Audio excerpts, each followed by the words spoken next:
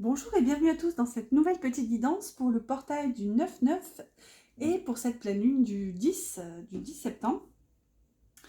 On va aller voir avec quelques cartes ici pour les énergies de la pleine lune et juste un petit topo du coup pour ce portail. Alors je me suis pas forcément renseignée, mais en tout cas je vais vous en faire ma traduction, disons selon ma vision. Donc voilà, prendre avec des pincettes, hein, c'est vraiment selon aussi mes ressentis et voilà, comment dire, mon cheminement, on va dire. Alors du coup, ce portail qui a donc lieu le 9, donc le 9-09, et du coup 2022 en numérologie, ça nous donne du 6. Donc à mon sens, c'est un portail énergétique qui va nous aider à avancer, à évoluer. Par contre, c'est un avancement qui va se faire seul en fait, puisque avec l'énergie de l'ermite, hein, 9-9, c'est full ermite là pour le coup. Si vous avez besoin vraiment de vous replier, de faire le point aussi peut-être sur votre monde émotionnel, ça ne m'étonnerait pas. Après, ce qu'on voit aussi, c'est que du coup, le portail du 9-9, donc 9 plus 9, ça fait 18, donc on en vient à l'énergie de la lune, encore une fois, donc beaucoup ce côté intériorité, ce côté un petit peu noirceur, aller voir un petit peu dans nos ombres, en fait. Je pense que pour le coup, c'est vraiment à ça que va nous amener ce portail. Et donc, tout ça a un but, hein, du coup, pour le coup, c'est d'avancer, en fait, avec l'énergie du choix. Je crois que j'ai dit chariot tout à l'heure, ou alors j'ai pensé chariot, je ne sais plus. Mais 2022, ça donne du 6 en numérologie, donc l'énergie des amoureux. Je crois que j'ai dit le chariot tout à l'heure. C'est pas grave, hein, l'erreur est humaine. Du coup, l'énergie des amoureux, bah, ça va nous pousser à justement se positionner pour avancer, hein, pour évoluer en fait. Ouais, se poster, se positionner, faire un choix et je dirais prendre les choses en main en quelque sorte. Alors, voilà pour mon petit topo. Alors, je le dis, hein, ça n'engage que moi. C'est vraiment en termes d'énergie, donc un mix entre numérologie, tarot, tout ça, tout ça. Alors là, maintenant, on va prendre des jeux et je vais poser 3 questions maintenant par rapport à l'énergie de cette pleine lune en poisson qui va aussi un petit peu secouer et qui va nous pousser à aller se connecter en fait à notre monde intérieur. Alors, hop. Donc ici, la première carte en haut, c'est ce qui est mis en lumière, vraiment, avec cette pleine lune, hein, puisque pleine lune, c'est une opposition lune-soleil, donc forcément la lune est éclairée comme jamais, donc il y a forcément quelque chose qui est mis en lumière. Ensuite, à gauche, ici, on aura ce qui est à laisser au passé, parce que la pleine lune, c'est ça aussi, hein, c'est le bilan. Donc, on fait le bilan, on se pose et on essaie justement de se départir de ce qui n'a plus lieu d'être. Donc ici, c'est ce qui est à laisser au passé ou ce qui est à pardonner pour avancer. Et là, à droite, ce vers quoi on se dirige, du coup, hein, pour la phase post-pleine lune. Et au dos de deck, regardez, on a le chat de l'aiguille, intentionnalité. Donc ça nous parle bel et bien d'un objectif ici, avec en plus l'énergie de l'étoile, donc ça peut nous parler même d'un rêve. Allez, on va compléter. Hop là. J'aime pas du tout le dos de ce jeu. Alors de loin, il peut paraître assez joli, mais bon, ça fait un peu vieillot. Allez, hop, on recouvre. Donc là, c'était l'oracle du voyage intérieur. Oh, décidément. Alors la gorge, ça allait depuis tout à l'heure, et là, ça y est. Ça commence à m'irriter. Donc, est-ce que justement, il y a quelque chose ici qu'on n'a pas forcément envie de s'entendre dire? On va voir, on va essayer de le découvrir ensemble. Et là, j'ai complété du coup pour l'avant-dernière carte avec la lunologie en action. J'allais dire la dernière, mais non, je vais prendre une carte du petit oracle de la magie de la lune. enfin magie de la lune. Oracle dont il me manque une carte d'ailleurs. Et j'avais fait le nécessaire pour avoir la carte manquante et j'ai oublié de répondre aux éditions du coup Très Daniel. Il manque la carte de la Vierge. C'était un défaut hein, qui était sur tous les jeux. Donc ma foi, si vous l'avez pensé à vérifier, elle est. Bon, c'est pas grave, on sait qu'il manque la carte de la Vierge. Ma foi, c'est peut-être un signe parce que c'est le mois anniversaire de la Vierge. Donc pour le coup, regardez, on a une pleine lune en poisson, donc qui va accentuer quand même sur notre côté émotionnel. Et on a la carte émotion au dos de deck.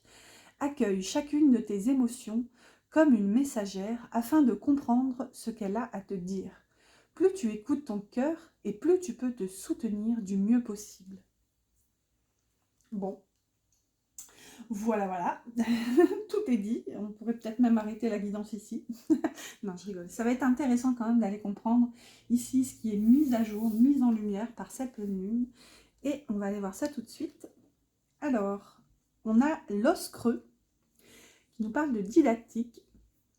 Alors, où est-ce que j'ai mis le livret de cette boîte? Il est là-bas. Je vais aller voir les mots-clés parce que ça, c'est une des cartes qui me fait bugger. Alors, la didactique, il me semble que ça fait référence à tout ce qui est communication, dialogue. Ah, je l'ai vu. Là, voilà.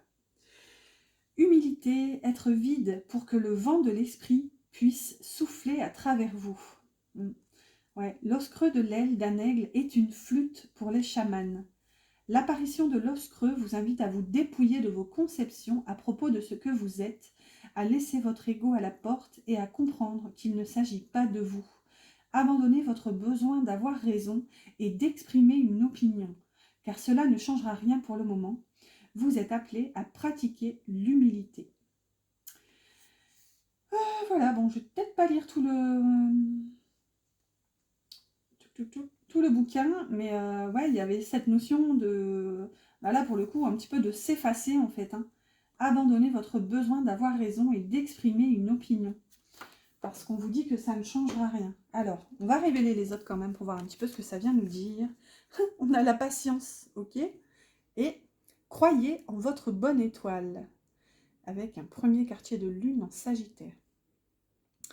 Alors, je dirais que ce que ça vient éclairer dans votre situation pour l'instant, cette pleine lune, c'est que vous n'avez peut-être pas toutes les cartes en main, en fait. C'est vraiment comme ça que ça vient me parler. C'est ici, on vous invite, si vous voulez, avec l'os creux, on vous invite justement à faire corps avec l'énergie, en fait, à accueillir en fait l'énergie telle qu'elle se présente à vous sans essayer de la modifier, de la transformer et vraiment l'accueillir et en faire une forme de musique, hein, un petit peu à l'image de ce qu'on vous dit, hein, cet os qui sert de flûte au chaman. Donc vous voyez, en tirer le beau en fait de ce qui se présente à vous. Là aussi avec la carte de la patience, on vous dit que ce que cette pleine lune vient mettre en lumière, c'est que vous avez encore besoin de temps, vous avez encore besoin d'y croire en fait ici. Et c'est ce qu'on vous dit, hein, croyez en votre bonne étoile. Donc la situation pour laquelle ici on vous demande de vous adapter, on vous demande de vous mouvoir dans ces énergies en fait. J'espère que j'arrive à vous retranscrire l'énergie. Mais ouais, ça pourrait nécessiter de votre part une forme d'abandon, de désengagement, en fait, de vous dire ça se passe pas comme je veux que ça se passe. Mais ici, on vous dit de persévérer, de continuer, d'y croire, d'avoir cette patience que tôt ou tard, le temps, j'entends, tournera en votre faveur, mais à voir selon les situations. Mais voilà, continuez d'y croire, quoi qu'il en soit. C'est vraiment ça que cette pleine lune vient mettre en lumière ici, c'est que vous pouvez continuer d'avoir la foi. Ici, on a responsabilité. Tu es responsable de chacun de tes actes, chacune de tes pensées. Si tu apprends à les manifester en conscience avec clarté et discernement, tu pourras prendre la bonne direction. Vous voyez, il y a aussi une notion de responsabilité derrière. Est-ce que justement, vous avez déjà fait tout ce qui était en votre pouvoir pour que ça change, en fait, pour que l'énergie se manifeste? Ou est-ce que justement, il y a encore des choses à faire? Mais en tout cas, l'énergie converge ici pour vous dire que vous n'avez, comment dire, vous n'avez pas grand-chose à faire pour l'instant, en fait. C'est pas en votre pouvoir, je dirais. Enfin, techniquement, on est créateur de nos vies, on a ce pouvoir, hein, le pouvoir créateur, et on a notre responsabilité. Mais là, je pense que vraiment, l'énergie vient vous inviter à danser, en fait, avec le flux de la vie, ici, avec cet os creux, et pas à attendre ni à patienter, mais ouais, à prendre la vie telle qu'elle vient, en fait. C'est là où vous aurez votre responsabilité, en fait. Et tout en gardant cette part de foi et de confiance ici en l'univers que tôt ou tard, votre bonne étoile se révélera, en fait. Allez, on va aller voir maintenant ce que cette pleine lune vous invite à laisser derrière ou à pardonner. Alors, on a fête de l'abondance avec le mot-clé option. Donc là, on a peut-être une notion de choix parce qu'on a quand même 2 épées. Peut-être que cette pleine lune va vous inviter à cesser de, comment dire, à faire la paix avec cette dualité, en fait. J'ai l'impression que vous étiez comme borné, gentiment bien sûr, mais vraiment têtu dans cette optique-là. Je dois choisir un chemin, donc je dois me positionner, me décider, donc prendre mes responsabilités ici, hein, entre la gauche ou la droite, etc. Et en fait, ici, on vous dit non, en fait, tout est déjà là, donc cesse de croire que tu dois choisir, en fait. Accueille comme ça vient. Oh bah regardez, on est ici dans le poste ce qui est à pardonner et on a le pardon. Bon, ici on est raccord hein, pour le coup. Et là, on a pratiqué la gratitude avec encore du Sagittaire, hein, dernier quartier de lune en Sagittaire cette fois. Donc là, ce que ça vient me dire avec tout ce signe de Sagittaire hein, qu'on a là et là, ça peut être un événement qui va atteindre son apogée, son aboutissement, donc en novembre-décembre, si je dis pas de bêtises. Le Sagittaire commence quand déjà? Ouais, enfin bref, on va dire novembre pour rester focus sur le Sagittaire. Donc soit ça va atteindre son apogée en novembre, ou soit c'est une situation qui date de là, en fait, hein, de l'année dernière, donc de fin d'année. Et là, on va vous demander justement de poser un pardon sur cette situation. Peut-être vous, pardonnez-vous de ne pas avoir su trancher, choisir, décider quel chemin. Et là, il y a encore cette part de reconnaissance, en fait. On vous dit d'honorer votre chemin, en fait, tel qu'il est. Et même s'il se termine, hein, parce que là, c'est ce qu'on a avec le dernier quartier, si vous voulez, c'est la dernière ligne droite, hein, un dernier quartier dans l'énergie. Donc, ouais, ici, on vous dit que ça se termine, donc laissez partir cette énergie et en fait, accepter soit de tout recevoir ou de n'en recevoir qu'un morceau, de rester dans le flou, de choisir ou non. On a vraiment toutes ces énergies ici avec l'abondance et les options. Ensuite, on a Junon. Tu as la possibilité de vivre en harmonie dans tes relations si tu vis en harmonie avec toi-même. Plus tu acceptes ce que tu as envie d'incarner et plus tu pourras le partager dans l'intimité. Vous voyez? Là, ça nous parle encore d'équilibre intérieur, hein, ça nous parle d'authenticité, d'harmonie et de vérité, en fait, d'alignement à vous, encore une fois. Et là, ça nous parle des relations, donc tout ça, ça peut vraiment concerner une relation sentimentale. Je vous dis, de toute façon, avec une pleine lune en poisson, quoi qu'il en soit, ça met en lumière un émotionnel ici. Alors, on va voir maintenant ce vers quoi vous allez par la suite. Sans blague, le chemin non balisé, une expérience sans précédent.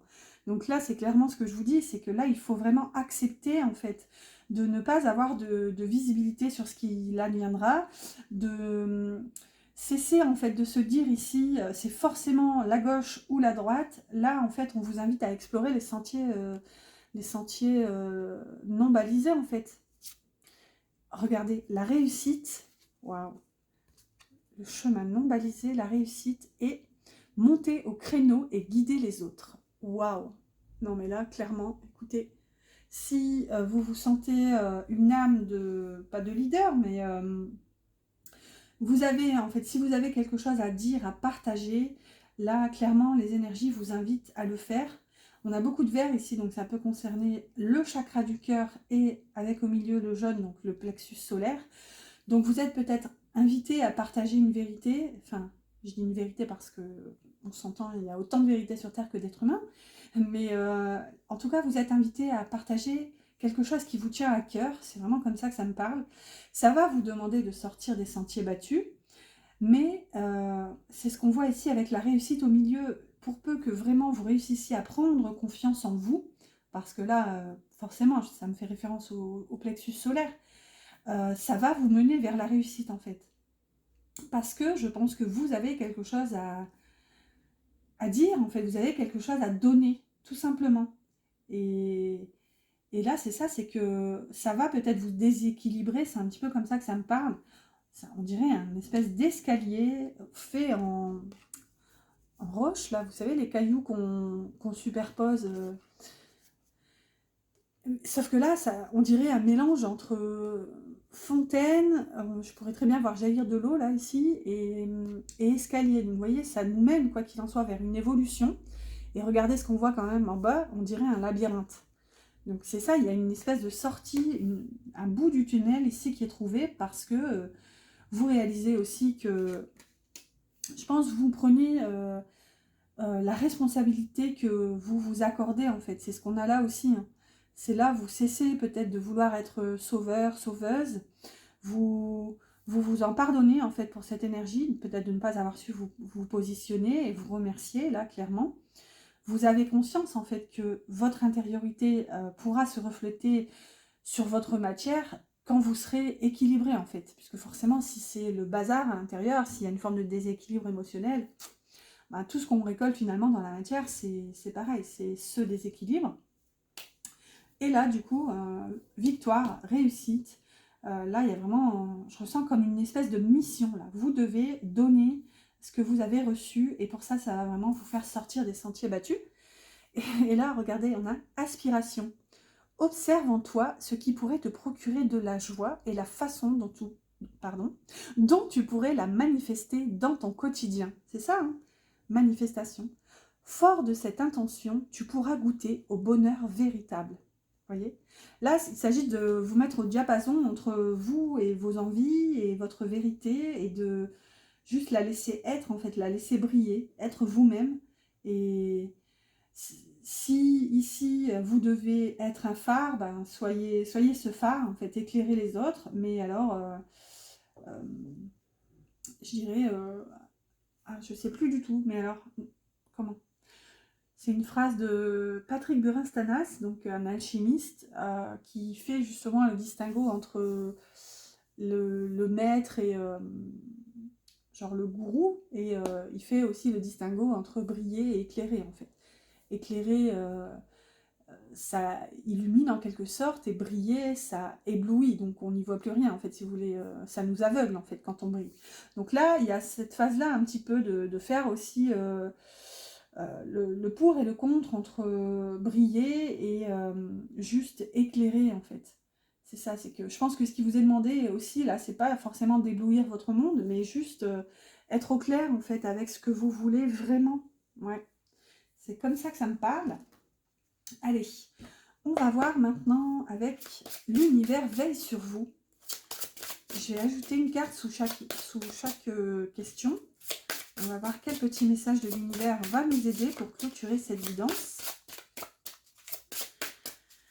Petite guidance que je ne veux pas trop longue, alors j'espère... Alors, il y en a trop. Enfin, il y en a deux, mais... zut, hein. Il y en a toujours deux. Allez, un message s'il vous plaît pour ce qui est mise en lumière. Un message pour ce qui est à laisser au passé ou à pardonner. Et un message pour le futur, s'il vous plaît. C'est parti. Alors, par rapport à la mise en lumière, on a, au lieu de prier pour obtenir un résultat, je prie pour le grand bien de tout. Waouh! Alors, c'est fort parce qu'ici, vous avez quand même croyez en votre bonne étoile. Donc là, vous voyez, ça vous invite encore quand même à lâcher prise. C'est que là, dans vos prières, ne pensez pas aux résultats, en fait. C'est ce que je disais dans une guidance astro. Alors, je ne sais plus laquelle. En plus, j'ai réuni les signes par éléments, parce que j'ai pas eu trop le temps, mais comme j'avais à cœur quand même de faire les guidances astro. Bref, il y avait cette notion...